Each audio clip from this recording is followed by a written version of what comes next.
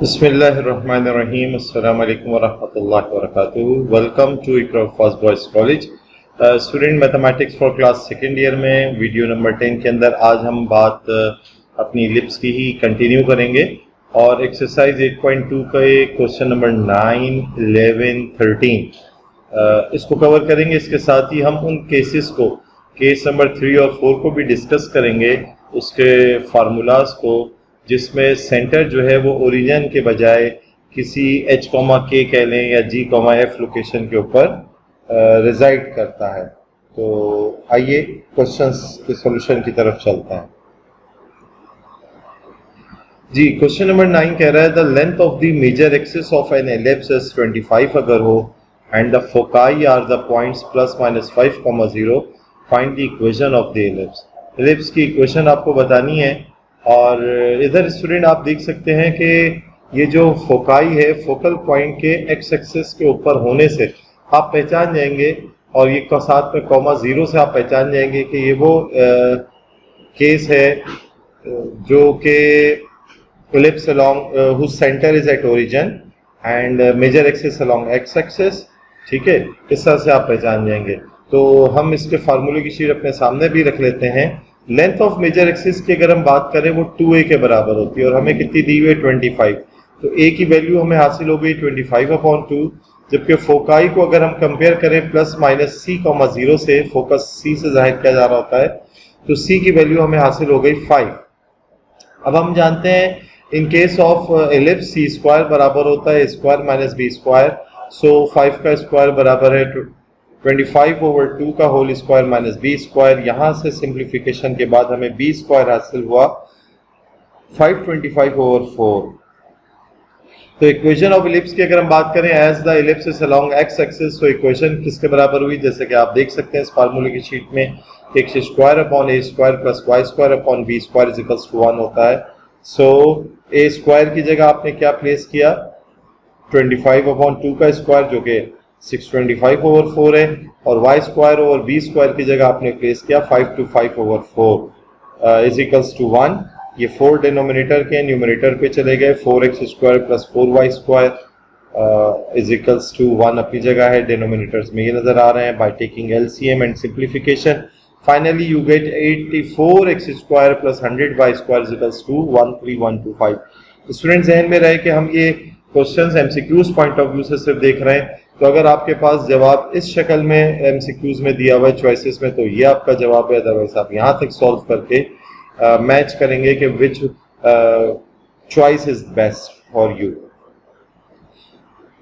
Question number 11 की अगर हम बात करें तो आपको कह रहे हैं find the eccentricity of the ellipse whose latest rectum is equal to half of its major axis। तो आपको एक सर्टेन कंडीशन बताई हुई है और उसकी बेस के ऊपर आपको एलिप्स की इसेंट्रिसिटी बतानी है। ठीक है, तो हम फार्मूला शीट नॉर्मली वैसे ही अपने पास रख लेते हैं। हमारे पास इसेंट्रिसिटी का फार्मूला है स्टूडेंट E = c/a। तो मुझे c पता लग जाए और a पता लग जाए तो मैं इसेंट्रिसिटी बता सकता हूं। हमें जो दूसरा एक रिलेशन बताया हुआ वो ये है, latus rectum is equals to half of its major axis. तो लेटेस्ट रेक्टम बराबर होता है 2b² a के। ये आप देख लो, ये 2b² a, in each and every case ये 2b² a है, बराबर है हाफ ऑफ मेजर एक्सिस की लेंथ जो कि 2a होती है। 2 से कैंसिल हो गया, और आप कह सकते हैं कि a दूसरी तरफ जाके मल्टीप्लाई हो गया। 20 स्क्वायर की वैल्यू तो हमें चाहिए ही नहीं, या b की नहीं चाहिए, हमें a की चाहिए। लिहाजा a बराबर है स्क्वायर रूट, जब बोथ साइड लिया, a बराबर है √2b। b √2 के बजाय इसको √2b लिखना ज्यादा बेहतर है। फिर उसके बाद हम जानते हैं c² बराबर होता है a² - b² के। a की वैल्यू हमें मालूम है, उसका स्क्वायर जब प्लेस किया 2b² हो गया, √2 का स्क्वायर 2 और b का square b² - b²। 2b² - b² is b², और स्क्वायर रूट बोथ साइड लेने के बाद we get c = b। Now eccentricity के बारे में हमने बताना है। तो जैसे कि पता हमें स्टार्ट में ही था कि E = c/a हमें एक्चुअली कैलकुलेट करना है। तो c और a की वैल्यू जब इसमें हमने इक्वेशन 1 में प्लेस की तो फाइनली वी गेट 1/√2। ये हमारे पास इसेंट्रिसिटी आ गई। तो ये आपका क्वेश्चन 11 का सोल्यूशन था। इसके बाद स्टूडेंट अब हम क्वेश्चन 13 की तरफ चलते हैं, लेकिन मैं क्वेश्चन 13 के हवाले से आपको बताऊंगा कि solve this question number 13 by yourself. मैं आपसे सिर्फ एग्जांपल उससे रिलेटेड जो 6 आपको दी हुई है वो शेयर कर रहा हूं, तो क्वेश्चन आप खुद सॉल्व कीजिएगा। बहुत लाइट से चेंज के साथ इसी तरह का सवाल है। सवाल में कहते हैं find the equation of the auxiliary circle of the ellipse. Auxiliary circle किसको कहते हैं? तो स्टूडेंट जहन में रहे कि ये अगर लेट सपोज आपका एलिप्स है 2x square plus y square is equals to 5, ये एलिप्स है अगर आपका, तो इस एलिप्स के जो मेजर एक्सिस को टच करता हुआ, मेजर एलिप्स एक्सिस के एंड पॉइंट्स क्या होते हैं? वर्टेक्स होते हैं ना। तो मेजर इन वर्टिसेस को छूता हुआ जो दायरा बन जाए, या यूं कह लें कि ऐसा सर्कल जिसका सेंटर जो है सेंटर ऑफ द एलिप्स हो और उसका रेडियस जो है वो किसके बराबर हो? a के बराबर हो। ठीक है, सेंटर जो है रेडियस जो है वो a के बराबर हो, ऐसे दायरे को जो है हम क्या कहते हैं? Auxiliary circle of the ellipse कहते हैं। तो रेडियस इक्वल्स टू a हो रहा हो, तो equation of the auxiliary circle हम कैसे बताएंगे? तो ये हमारे पास इक्वेशन ऑफ एलिप्स दी हुई है 2x square plus y square is equals to 5। हम उसको जरा ये जो जनरल फॉर्म में दी हुई है स्टैंडर्ड फॉर्म में लाने के लिए 5 से थ्रू आउट डिवाइड करते हैं, तो हमारे पास ये शक्ल आ जाती है x स्क्वायर अपॉन 5/2। 5 से डिवाइड किया था और ये न्यूमरेटर का 2 डिनोमिनेटर के आके डिनोमिनेटर का भी डिनोमिनेटर बन जाएगा, ये आप जानते हैं। Plus y square upon 5 is equals to 5/5 1 हो गया। अब स्टूडेंट आप जानते हैं कि ए स्क्वायर ये है, दिस इज ए स्क्वायर। कैसे पता लगा? क्योंकि बड़ी वैल्यू है, major axis along y axis है। बहरहाल इस वक्त हमें इससे कंसर्न नहीं है कि मेजर एक्सिस जो है वो किस एक्सिस पर है, हमें तो a की वैल्यू चाहिए। तो a स्क्वायर बराबर है 5 हो गया, क्योंकि 5/2 वैल्यू छोटी है, 5 बड़ी है। a स्क्वायर बराबर है 5 हो गया। b स्क्वायर की वैल्यू से भी इस वक्त हमारा कंसर्न नहीं है। यहाँ आपको a ग्रेटर देन b आपको शो किया है कि जैसे a बड़ा होता है, इसलिए हम इसको a ले रहे हैं। The equation of the auxiliary circle, आप सर्कल की इक्वेशन जानते हो, सेंटर जिसका सर्कल का सेंटर अगर ओरिजिन पे हो तो वो क्या होती है? X square plus y square is equals to r square होती है। ठीक है, ये सर्कल की इक्वेशन थी। लेकिन इस मैंने आपको बताया ऑक्सिलरी सर्कल में r बराबर है क्या लिया जाता है? a the major axis of ellipse से कैलकुलेट किया जाता है ना। तो x square plus y square is equals to r की जगह जब a लिखा तो a स्क्वायर हो गया, और a की वैल्यू क्या है, या a स्क्वायर की वैल्यू स्टूडेंट क्या है? 5। तो ये एक बात करेक्ट कर लीजिए, ये सॉल्व एग्जांपल है बहरहाल, लेकिन इसमें मिस्टेक है। ये 25 की जगह क्या लिखना है आपने? इधर 5 लिखना है, 5 25 नहीं, क्योंकि ये a स्क्वायर की वैल्यू इधर लिखनी है और a स्क्वायर की वैल्यू जो है वो 5 है। हाँ, a की वैल्यू 5 होती तो a स्क्वायर 25 बनता, ये a स्क्वायर की वैल्यू 5 है, तो ये जरा 25 की जगह आप इधर क्या लिख लेंगे? 5 लिख लेंगे। तो ये यहाँ पे भी करेक्ट कर लीजिएगा, ये 5 है। तो आप ऑक्सिलरी सर्कल को तस्वीर से भी बड़े आराम से पहचान पा रहे हैं। अब जो आपके पास एक्सरसाइज में सवाल है उसमें सिर्फ इतना सा चेंज हुआ है कि x square plus 2y square बराबर है 5 दिया हुआ।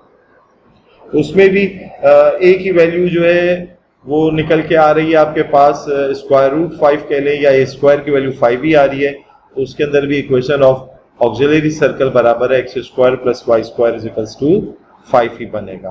तो उसको आप खुद सॉल्व कीजिएगा। ये तो एमसीक्यूज में बहुत वाज़ेह से आपसे पूछा जा सकता है। The equation of auxiliary circle of the ellipse दिया हुआ और आपसे ये मुख्तलिफ कुछ इक्वेशंस दी हुई हो तो ये एमसीक्यूज में आपसे बात पूछी जा सकती है। तो ऑलमोस्ट स्टूडेंट हमने जो इस एक्सरसाइज 8.2 के मुख्तसर सॉल्यूशन वाले क्वेश्चंस थे वो हमने सॉल्व कर लिए, और हमने वो केसेस डिस्कस किए जिस उन तमाम केसेस में एलिप्स का सेंटर ओरिजिन पे था। अभी तक हमने उन केसेस को नहीं डिस्कस किया, उन क्वेश्चंस को नहीं सॉल्व किया जिनमें एलिप्स का सेंटर जो है वो किसी G, F या H, K लोकेशन के ऊपर हो। तो अभी बहरहाल हम उन केसेस को समझते हैं और फिर उनसे रिलेटेड सॉल्यूशन को हम नेक्स्ट वीडियो लेक्चर के अंदर भी डिस्कस कर लेंगे।